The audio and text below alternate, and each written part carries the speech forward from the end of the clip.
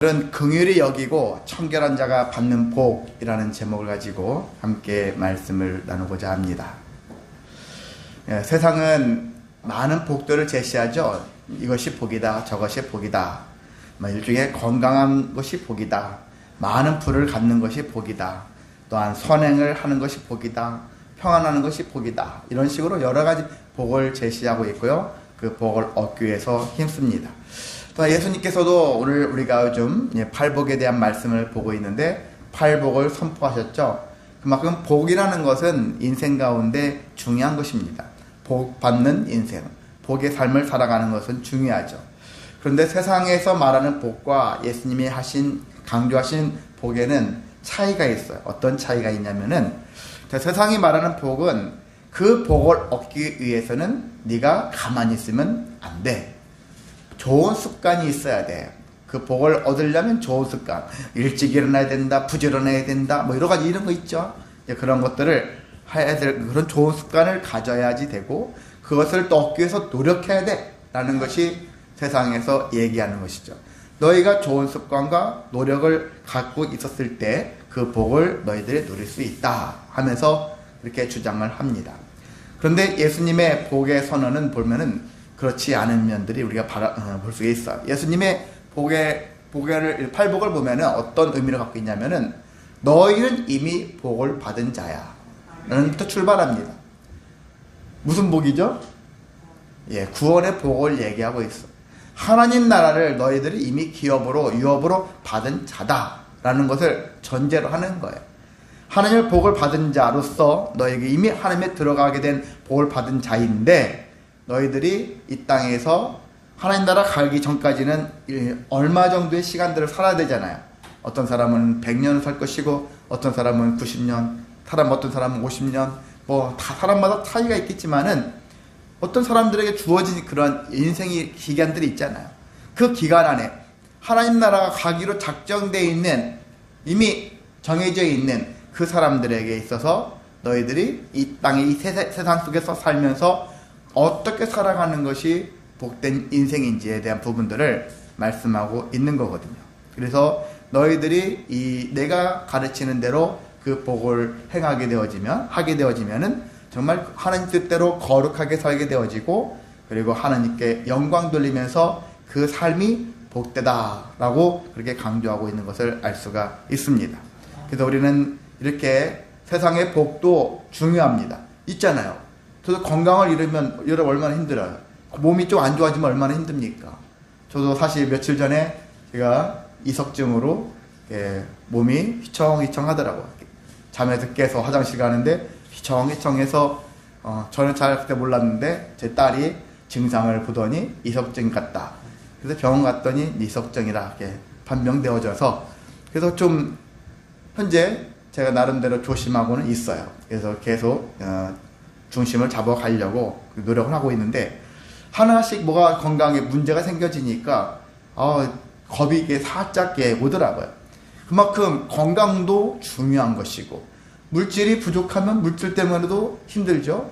그래서 우리가 재물도 있어야 되고 여러 가지 다 필요해요. 제가 그걸 부정하고 싶지는 않습니다. 세상에서 말하는 이러한 수많은 복도 분명히 중요하지만 우리에게는 어떤 복이, 주님이 말씀하신 복이 더 가치가 있다. 기왕이면 갖춰져 있다면 거기 이외에 최고로 예수님이 말씀하신 이 팔복에 대한 부분들을 우리가 염두에 두며 살아가는 것이 더 진정한 복이다 라고 할 수가 있는 것입니다. 자, 오늘은 두 번째 순서로 또한 긍휼과 또한 청결에 대한, 마음이 청결에 대한 관련된 복을 함께 나누도록 하겠습니다. 첫 번째, 긍휼히 여기는 자가 받게 되는 복에 관련된 말씀을 보도록 하겠습니다. 긍휼이라는 것은 사실 일반 세상에서는 많이 쓰여지지 않는 단어이기도 하죠. 긍휼이라는 의미는 불쌍히 여긴다라는, 불쌍히 여길 긍자를 써요. 여러분 한자를 보셨나 모르겠지만, 그리고 휼이라는 것은 구제한다 라는 뜻을 갖고 있어요.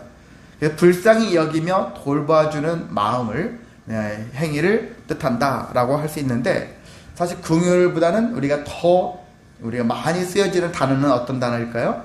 더 많이 쓰여질 수 있는 단어가 자비, 주의 자비가 내려와 하잖아요. 주의 긍휼이 내려와. 좀 낯설죠? 뭔가 주의 자비가 내려온다. 근데 우리 자비하면은 어느 종교가 많이 쓰죠? 예, 부처님의 자비하심이. 그게 완전히 그냥 딱 정해져 있는 것 같이. 그래서 우리가 좀 피해서 자비를 좀 뺀 것 같은 느낌도 들기도 하지만은요, 자비라는 표현이 좀 더 우리가 원문에 가까운 표현이 되지 않을까 그렇게 생각을 합니다. 그래서 공동 번역 성경에는 자비를 베푸는 사람은 행복하다라고 그렇게 번역되어 있고요. 또 현대인의 성경도 남을 불쌍히 여기는 사람은 행복하다 해서 긍휼이라는 단어보다는 좀 더 쉬운 그런 표현을 하고 있습니다. 어쨌든 긍휼과 자비는 같은 의미를 담고 있다라는 것을 생각할 수가 있겠습니다. 자, 그런데 이 긍휼이라는 것은 어떤 일이냐, 누구에게 해당되는 것이냐? 하나님의 성품이라는 거예요. 하나님의 성품은 자비하심. 제가 기도할 때 처음에 어떻게 시작합니까? 보통 거룩하시고 자비로우신 하나님. 이게 이제 제가 이게 입에 달아가지고 계속 하게 되어지는데, 자비로우신 하나님, 자비하신 하나님, 자비를 베푸시는 하나님.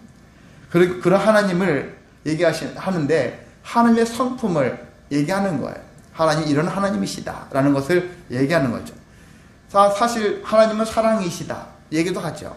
하나님은 진리이시다. 하나님의 특성과 성품 여러 가지 많은 것들을 얘기하고 있지만, 이 세상에 있는 모든 것들은 사실 하나님으로부터 파생돼서 나오는 것이거든요. 그래서 하나님의 은혜로운 성품 중에 하나가 긍휼이다, 자비다 라고 할 수가 있는 것입니다. 근데 하나님께서는 이 성품을, 이 긍휼을 당신만 가지고 있는 것이 아니라 그것을 사람들에게, 우리 모든 인류들에게 그 긍휼을 베푸신다라는 거예요. 근데 아무나 베푸냐? 그렇지 않아요. 어떤 자들에게 베푸냐면은 세 가지 특징이 있는데, 그 첫 번째는 죄의 문제를 해결한 자에게 긍휼을 베푸신다라는 것입니다. 죄의 문제, 죄가 있으면 하나님과 관계가 이루어지지 않아요. 여러분의 삶도 죄가 있으면 사람과 사람 사이의 관계가 원활하지 않습니다. 정말 사랑하는 사람일수록 그 안에 죄가 껴있으면 관계가 깨질 수밖에 없습니다. 그래서 부부간에도 관계가 안 좋아지는 이유는 서로가 속고 속이는 일들이 존재하면 부부관계가 안 좋아질 수밖에 없죠. 부모 자식 간의 관계도 그렇죠. 어떻게 하다가 나중에 그 사람의 어떤 사람 가족 안에서도 이런 일들이 비일비재하는데, 그래서 서로가 가족은 어느 정도의 비밀은 뭐 있긴 있어야 되겠지만 서로와 서로를 신뢰를 깨뜨리는 그런 일들은 갖지 않아야 된다. 최대한 하지 않아야 된다. 있다면은 용서함을 부어야 된다는 얘기죠. 왜? 죄가 껴있는 상태에서는 원활한 관계가 이루어지지 않기 때문에. 마찬가지로 원리는 똑같아요. 하나님과 우리의 관계 속에 죄가 껴있으면 문제 해결이 이루어질 수가 없어요. 죄의 문제가 해결되지 않기 때문에, 그래서 하나님과 관계를 좋게 하려면 죄의 문제를 해결해야 되는데, 누구 때문에 어떻게 해결할 수 있죠? 예수를 믿음으로. 왜? 죄를 대신 대속하신다 했잖아요, 예수님께서. 우리가 죄인인데 죄인된 모습을 만날 수 없는데 예수님이 대신 죽으심으로 내가 그 예수님을 믿음으로 그 죄를 깨끗이 하신다라는 거거든요. 내 죄를 맑게 하신다, 깨끗게 하신다. 그렇기 때문에 우리가 죄인에서 의인이라는 불림을 받는 거예요. 내가 노력해서 바뀌어지는 게 아니라 예수님이 대신 깨끗하게 하셨다는 얘기죠. 자, 그래서 죄의 문제를 해결할 한 자에게 한해서 또한 하나님께서는 긍휼을 베풀어 주신다는 것입니다. 또 두 번째는 하나님을 경외하는 자에게 긍휼을 베풀어 주신다는 거예요. 경외라는 게 뭐죠? 두렵고 두려움을 가지고 대하는 태도를 얘기하고 있어요. 그래서 두려움과 그리고 존경하는, 공경하는 이런 마음을 가지고 있는 것이죠. 그래서 그런 마음을 가지고 하나님의 주권, 하나님의 영광을 인정하면서 하나님의 거룩함, 두려움을 가지고 있는 그런 마음을 가지고 하나님을 만나기를 사모하는 자에게 하나님은 긍휼히 여겨주신다라고 할 수가 있고요. 경외하는 자 하면 누가 떠오르십니까? 경외. 성경에 아주 대놓고서 너는 나를 경외하는 자구나 라고 인정을 받은 자가 있죠. 누굽니까? 믿음의 조상 아브라함이잖아요. 언제요? 네, 이삭을 드릴 때 하나님께서 이제야 네가 나를 경외하는 것을 아노라 그렇게 말씀하셨지 않습니까? 그래서 그렇게 하나님을 하나님을 신뢰하기 때문에 분명히 하나님께서는 아들을 바쳐라 라는 얘기가 일반적으로 내가 그런 하나님이란 나 같으면 안 믿겠어. 우리는 이렇게 생각이 들 수 있잖아요. 아마 아브라함도 전에는 그렇게 생각했을 거예요. 내가 그렇게 기다려가지고 정말 100살에 얻은 아들이었는데 그 아들을 하나님께 드리라고? 말도 안 돼. 하나님을 부정하고 싶잖아요. 그런데 그 말씀에 순종한다라는 거예요. 전에는 부정하고 싶었어요. 그렇기 때문에 이스마엘을 낳았고 다른 행위를 하려고 했죠. 그런데 정말 100살에 뒤늦게 약속의 아들을 얻고 나서는 아브라함이 믿음이 확 바뀐 거예요. 전적으로 이제 하나님을 신뢰하는 바가 되어졌고 하나님이 하시는 일은 모든 게 옳다. 하나님의 뜻대로 하면 모든 게 복되다. 라는 것을 아브라함이 신뢰를 하는 거예요. 그러니까 네 아들을 바쳐라 할 때도 하나님께서 설마 이 아들을 죽이시려고 아니면 죽이시더라도 나중에 어떤 방식으로 또 다른 아들을 주시든지 어떤 방식으로도 하나님께서 유익하게 하실 거다라는 기대를 가질 수 있었다는 얘기죠. 그래서 아브라함은 그런 믿음을 가지고서 아들을 드리려고 했었고 그 행위를 보면서 하나님께서 이제야 네가 나를 경외하는 줄. 그래서 아브라함의 이삭 드리는 시험은 다른 시험이 아니라 아브라함이 하나님을 경외하는지 그 여부를 시험하는 것이었다라고 우리가 결론을 내릴 수도 있겠습니다. 그런 것처럼 때로는 여러분이 하나님이 여러분을 시험할 수 있어요. 정말 네가 나를 더 사랑하느냐? 예수님이 그러시잖아요. 요한복음 21장 보면은 베드로한테 얘기하지 않습니까? 부활하신 나중에 베드로에게 네가 나를 사랑하느냐? 네가 나를 사랑하느냐? 3번에 걸쳐서 얘기를 하시지 않습니까? 그것을 보시는 거예요. 정말 네가 나를 사랑하느냐? 말로만 사랑하는 것이 아니라 좀 힘든 일 있고 괴로운 일 있고 뭐하고 아니 무서운 일 있고 아니면 도망가고 피난하고 자꾸 회피하는 그러한 모습을 전에 베드로가 보여줬지 않습니까? 예수님이 십자가에 못 박힐 잡혀갔을 때 이후에 보면은 베드로는 예수님을 회피한 거죠. 예수님이 제자인 것을 부인했던 자였죠. 그랬던 자였는데 예수님이 나중에 부활하신 이후에 부활승천하기 직전에 예수님이 베드로에게 다시 한번 묻지 않습니까? 그랬을 때 베드로가 그 이후에는 내가 믿나이다. 내가 주님을 사랑합니다. 예수님이 또 사랑하시지 않습니까? 하면서 그 사랑을 고백했던 장면들이 있는 것처럼 저와 여러분이 때로는 하나님이 이것을 해야 됩니까? 이것을 믿음으로 해야 됩니까? 하는 그러한 생각이 들 수 있어요. 그런데도 여러분이 때로는 어떤 누군가의 부당함을 위해서 여러분을 가스라이팅 하면서 여러분을 나락으로 떨어뜨리기 위한 그러한 어떤 존재에 의해서 여러분을 그렇게 요구한다면은 여러분 거부해야 되겠죠. 그건 하나님의 뜻이 아니니까. 그런데 그게 아니라 정말 여러분이 개인적으로 하나님을 만나는 가운데 때로는 하나님이 말도 안 되는 것을 요구할 때도 있을 수 있다는 얘기예요. 그건 이제 분별의 능력인데 그런 여러분이 그 분별을 잘 하셔서 정말 이것은 하나님이 나에게 요구하시는 바구나 라는 것을. 근데 어떤 사람을 통해서 요구한다는 것들을 가능하면 여러분 듣지 마시길 바랍니다. 잘못하면 이단 사입에 빠져가지고 여러분 어떤 교주를 만나가지고 인생을 망칠 수가 있거든요. 패가 망신할 수가 있거든요. 오히려. 그래서 지금 얼마나 많이 불법적인 일에 가담하고 있는 사람들이 있습니까? 그건 잘못된 거거든요. 그들이 못 빠져나오는 이유가 그게 하나님의 뜻이냐 해가지고 못 빠져나오는 거거든요. 그런 것처럼 우리는 바로 나아가기를 원합니다. 그리고 하나님은 어떤 자를 긍휼히 여기시냐면 긍휼을 베푸는 자를 긍휼을 허락해 주신다는 얘기거든요. 자, 가장 대표적인 한 비유가 예수님의 선한 사마리아인의 비유죠. 제사장과 서기관 이런 사람들이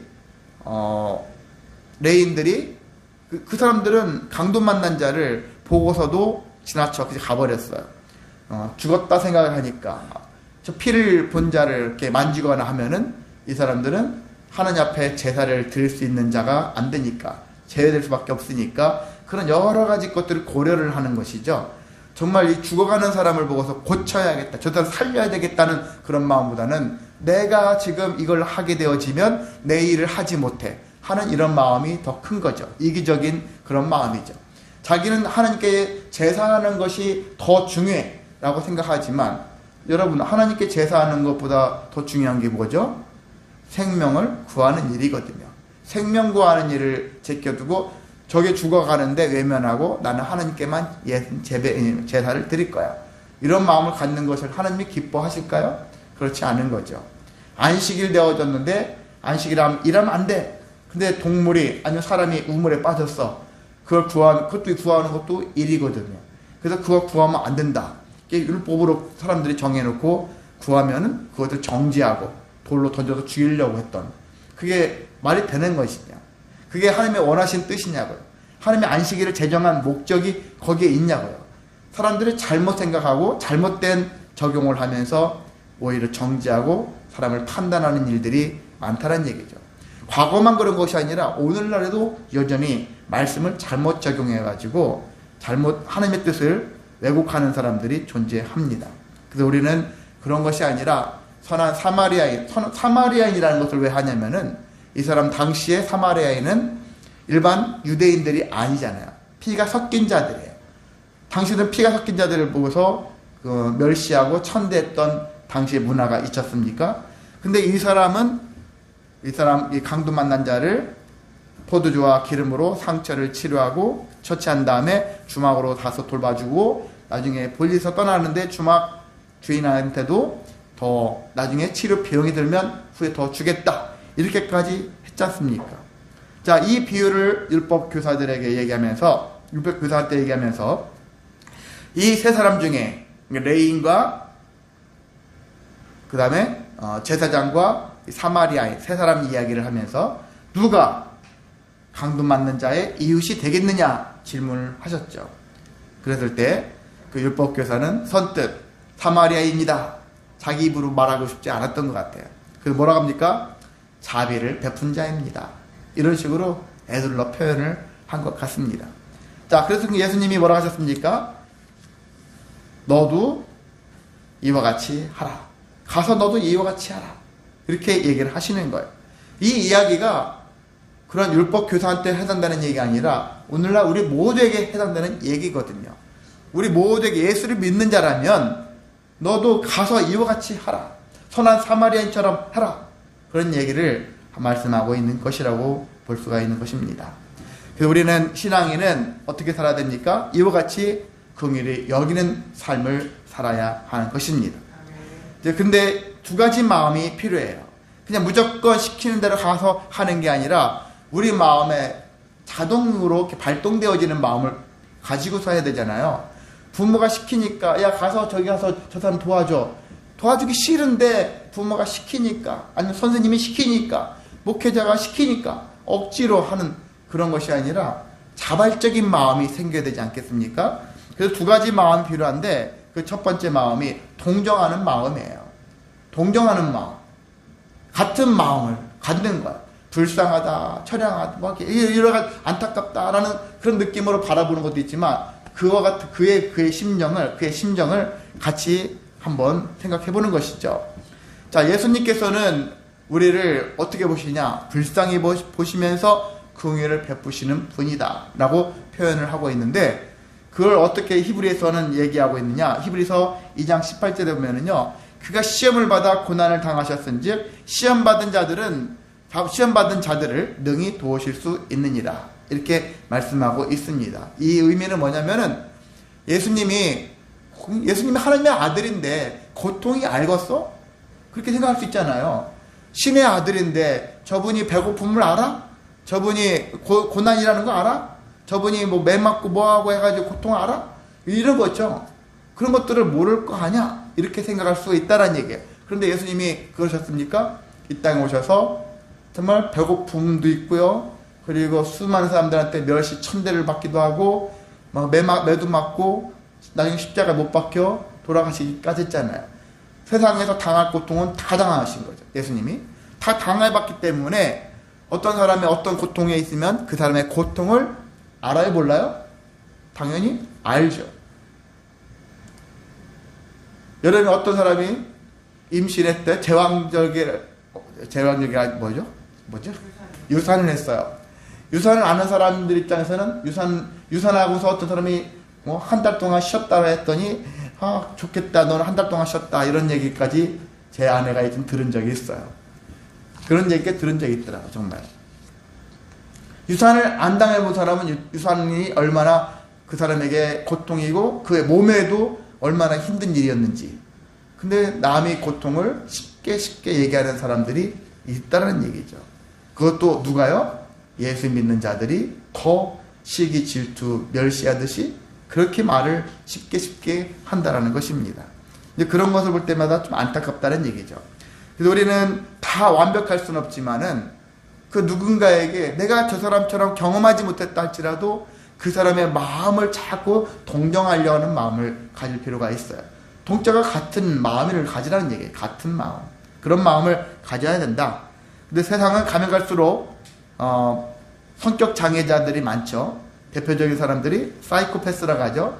사이코패스의 특징은 선천적으로 태어날 때부터 신경학적인 요인에 의해서 사람이 계산적으로 감정이 없어요. 다른 사람의 고통을 보고서도 그 고통을 공감을 못합니다. 소시오패스는 어떤 사람이냐? 후천적이에요. 어떤 좀 불안정한 가정에서 태어나서 정말 안 좋은 환경 속에서 살아가는 거죠. 그러면서 이 아이에게 충동적인 그런 인격장애가 나타납니다. 충동적으로 사람을 죽이거나 사람에게 나쁜 짓을 할 수가 있는 거예요. 사이코패스는 충동적인 게 아니라 계산적이라는 거예요. 차이점이. 내가 어떻게 계산해서 저 사람을 어떻게 내가 나락으로 보내야지. 이런 마음을 품는다면 이 소시오패스는 후천적으로 발병이 되어져서 충동적으로 사람에게 안 좋은 짓을 하는 사람을 볼 수가 있습니다. 또 다른 영역이 뭐냐면 나르시시스트라는 게 있죠. 나르시시스트는 자기를 지나치게 사랑하는 거예요. 세상의 모든 중심이 자기예요. 나를 중심으로.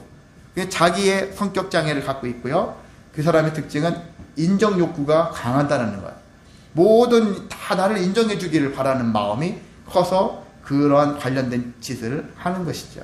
자, 이런 사람들이 계속 있다 보니까 누군가를 더 동정해주고 공감해주는 마음보다는 이기적이고 개인적이 되어지고 이러한 사회를 더 혼란스럽게 만들어내는 그런 사람들이 많아지고 있다는 것입니다. 자, 또 다른 마음들은 어떤 마음이냐? 그냥 마음만 그냥 같이 공감해주고 동감해주는 마음이 아니라 어떤 마음이죠? 실천을 해야 되겠다. 내가 실제로 도와줘야 되겠다 하는 마음까지 품어야 합니다. 왜?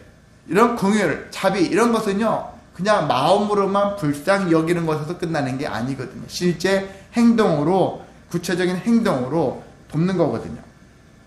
자, 하나님께서는 우리를 불쌍히 여기셨어요. 그리고 긍휼히 여기셨어요. 그리고 자비를 베풀어 주셨는데 어떤 자비?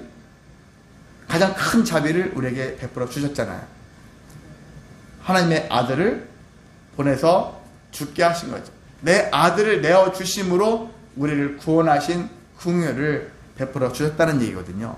그래서 하나님의 긍휼하심은 하나님이 우리를 위해서 뭘 하셨는데요? 많은 사람들이 이렇게 얘기하겠지만 하나님은 가장 큰 것을 우리에게 주셨다. 가장 귀한 것, 가장 아픈 것을 우리에게 내어 주신 거예요. 여러분 같으면 하시겠습니까? 제가 누군가를 구하기 위해서 우리 딸들을 내어주겠습니까? 저는 안 내줄 것 같아요. 근데 하나님은 당신의 아들, 독생자, 하나이신 아들을 내어주셨다라는 얘기죠. 우리가 예수님처럼, 하나님처럼 그렇게 살 수는 없지만 적어도 우리가 할 수 있는 한 테두리 안에서는 우리가 능히 돕는 일들을, 긍휼을 여기는 삶을 살아야 되는 것은 우리에게 주신 은혜라고, 사명이라고 할 수가 있습니다. 자, 근데 우리는 긍휼을 해야 되는데 누구에게 해야 되느냐? 생각을 해보세요. 누구에게 긍휼을 베풀어야 될까? 아무나 베풀어야 되느냐? 아무나 하면 안 되는 거예요. 일단 이단에게, 사이비에게 미혹되어서 복음을 떠난 자들을 다시 긍휼히 여길 줄 아는 마음을 가져야 돼요. 잘못된 길로 갔으니까 그를 다시 건져내어서 다시 믿음의 길로 가게끔 하는 그런 긍휼한 마음을 가져야 하는 것입니다. 그리고 불법에 빠진 자들이 있죠. 정말 불법에 빠진 자들 주변에 우리가 너무나 많아요. 진짜 생각 이상으로 많습니다. 정말 문만 바깥에 나가기만 하면 불법이 눈에 보인다 할 정도로 불법에 만연하고 있는데, 불법에 빠진 자들을 건져내는 일에 힘써야 합니다. 그리고 실제 이제 사회적 약자죠. 사회적 약자. 혼자서는 진짜 열심히 살아보려고 해도 안 되는 그러한 사회적 약자들이 있는데, 그런 자들을 도와야 한다는 것입니다. 그들을 돕기 전에 대신 할 일이 뭐냐면, 내가 혹시 그들을 돕다가 내가 오히려 그들에게 더 빠질 수가 있거든요. 내가 사이비에서 건져내려겠다가 그들에게 설득당해서 오히려 믿음을 잃을 수가 있고, 내가 또 불법에 빠진 자를 건져내려고 했다가 불법에 빠질 수가 있고, 사회적 약자를 돕다가 잘못하면 그들이 여러 가지 내가 원하는 대로 그들의 마음을 품지 않을 때가 있거든요. 열심히 도와줬는데 뒤통수를 맞을 수 있어요. 그럴 수 있지 않습니까? 나는 정말 믿음으로 정말 사랑을 가지고 선행을 했는데 오히려 뒤통수를 맞을 수가 있는 일이 발생할 수 있다는 얘기죠. 그러면 시험에 빠질 수가 있어요.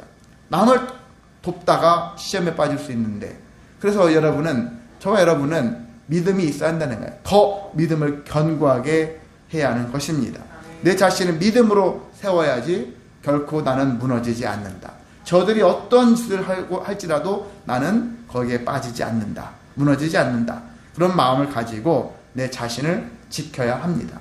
그런 믿음이 있어야 했을 때 우리는 그 긍휼이 먹힐 수가 있는 거예요. 긍휼을 통해서 놀라운 역사가 이루어질 수가 있다는 것입니다. 그리고 그 긍휼의 대상자가 정말 영생에 이르도록 우리는 성령으로 기도하고, 성령님 지혜를 주시고 어떻게 내가 저를 도울까요? 어떻게 내가 긍휼을 행할까요? 그러면서 기다리면서 하나님께서 긍휼을 허락해 주셔서 하나님의 놀라운 역사가 이루어지기까지 우리 기다릴 줄 아는, 인내할 줄 아는 그런 믿음이 있어야 한다는 것입니다.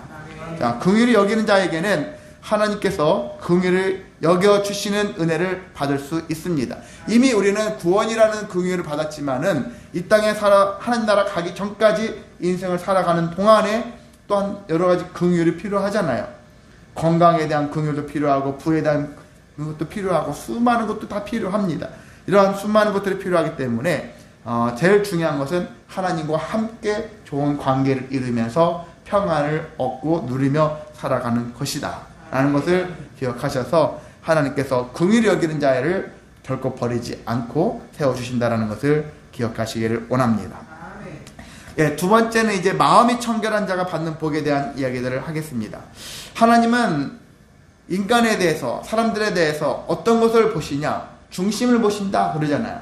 우리는 겉을 보지만 하나님은 중심을 보신다. 중심이 무엇일까요? 마음을 보신다는 얘기죠.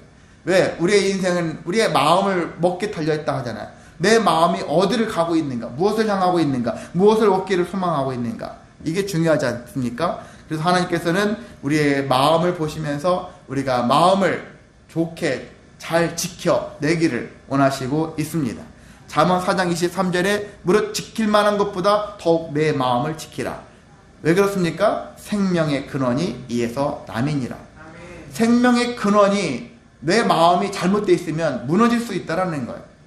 내가 살아가는 이유가 내 마음이 잘못되어 있으면, 우리가 여러분도 드라마나 영화나 여러 가지 많은 것들을 보지 않습니까? 이웃들을 바라봤었을 때 처음에 마음의 길이 잘못되어지면 패망의 길로 가릅니다. 그러니까 저와 여러분은 내 마음이 지금 어디를 향하고 있는가, 우리가 늘 돌아보아야 합니다. 실제 하나님께서는 예레미야 11장 20절에 보면은 사람의 마음을 감찰하시는 하나님이다 이렇게 표현하고 있거든요. 감찰하신다, 늘 감독하고 관찰하신다라는 거예요. 그렇게 하시면서 우리가 다른 길로 가지 않기를 그렇게 하시는 거예요. 왜 그렇습니까? 이 세상은요, 죄가 들어온 이후에 사람들이 너무나도 부패했다는 얘기예요.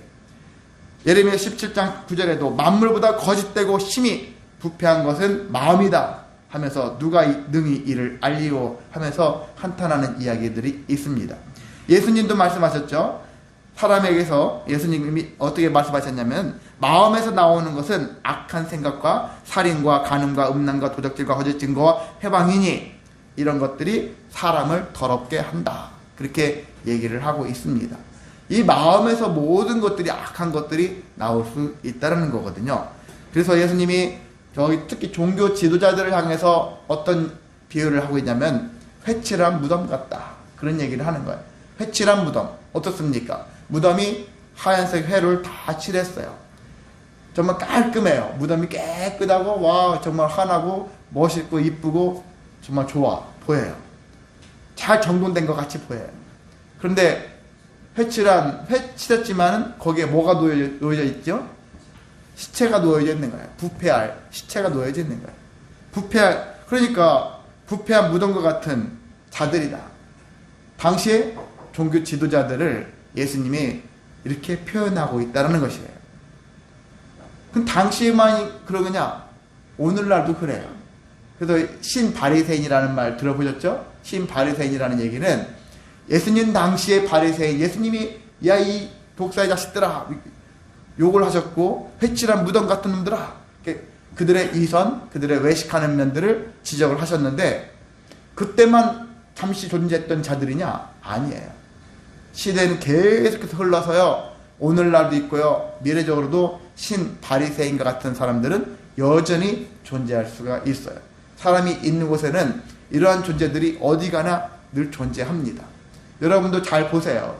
종교인들 중에서도 또 기독교 목사님들 중에서도 정말 자기의 영광을 위해서 목회하는 사람들이 있어요. 자기가 이만큼 목회하고 자기가 사회적으로 이런 능력을 갖고 이렇게 많은 사람들 앞에서 높아져 있는 것을 더 향해서 그 길로 그걸 사모하면서 가는 사람들이 있어요. 의사들도 사명은 생명을 살리는 일이잖아요. 육체를 고치는 일이잖아요.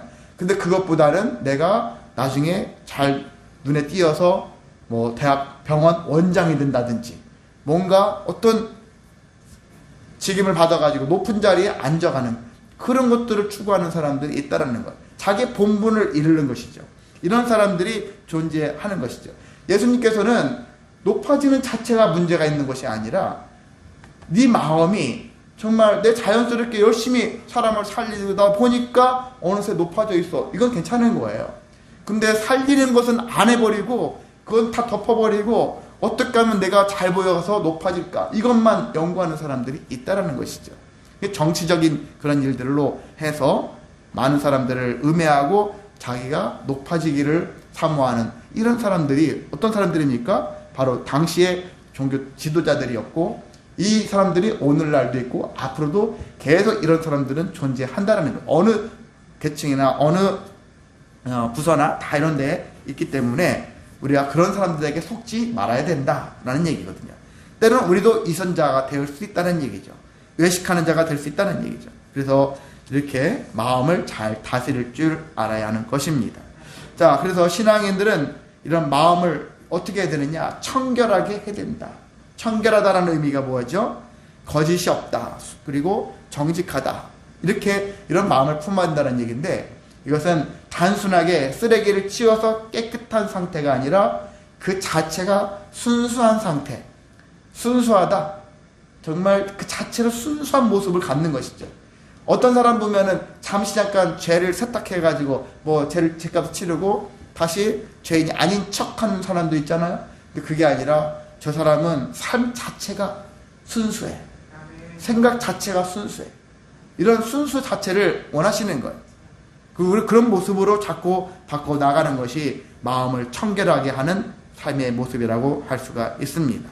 자, 이것을 가능하게 하는 것은 세상 가운데서는 어려워요.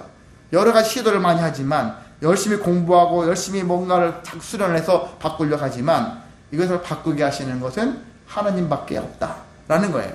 내 능력으로 하는 게 아니라 하나님만이 깨끗하게 하실 수 있고 순수하게 하실 수 있다라는 것입니다. 그래서 우리는 하나님 앞에 어떻게 살아야 되느냐? 세상으로부터 마음을 지키는 일들에 힘써야 됩니다. 세상에 잘못된 부패한 타락한 죄가 들어오는 것을 막아야 되죠. 멀리 할 줄을 알아야 되는 것이죠. 시편 1편에 있는 말씀 있잖아요. 복 있는 자는 여러 가지 있잖아요. 멀리 하라 그러죠. 죄인의 자리에 앉지도 말고 여러 가지 얘기를 하지 않습니까? 가까이 하지 말라. 불법과 가까이 하지 말아야 되는 것이죠. 그리고 우리 자신도 두 마음을 품지 말아야 하는 것입니다. 두 마음을 품지 말아라. 야고보서에 있는 말씀이 있죠. 두 마음, 어떨 때는 하나님, 어떨 때는 하나님이 계실까 의심도 하고, 이런 두 마음 품지 말라는 얘기죠. 세 번째는 우리가 예수님을 닮아가는 삶을 살아야 하는 것입니다. 예수님처럼 살아야지. 예수님의 마음을 닮아야지. 예수님이 뭐라고 하셨습니까? 나는 마음이 온유하고 겸손하니. 대표적인 그러한 성품이지 않습니까? 나도 예수님처럼 온유하고 겸손한 마음으로 살아가야겠구나. 이러한 마음을 품어야 한다는 것입니다. 이런 마음을 품었을 때 어떤 복이 있냐? 하나님을 볼 수 있다. 하나님을 볼 수 있는 자는 사실 순수한 자가 볼 수 있는 거예요.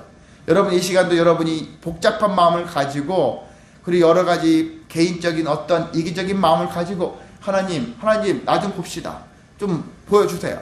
이렇게 온 것이 아니라 정말 하나님 앞에 나를 다 내려놓고 자복하는 마음을 가지고 하나님의 뜻에 순종하며 살겠습니다. 하나님 만나기를 원합니다.